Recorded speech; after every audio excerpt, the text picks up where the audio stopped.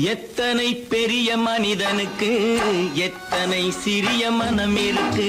எத்தனை பெரிய மனிதனுக்கு எத்தனை சிறிய மனம் இருக்கு.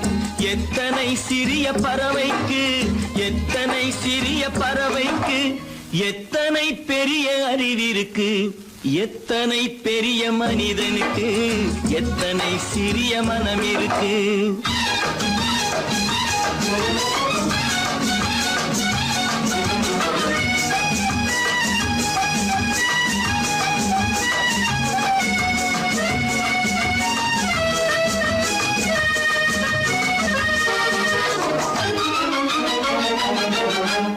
உயர்ந்தவர் என்ன தாழ்ந்தவர் என்ன, உடல் மட்டுமே கருப்பு, அவர் உதிரம் என்றும் சிவப்பு.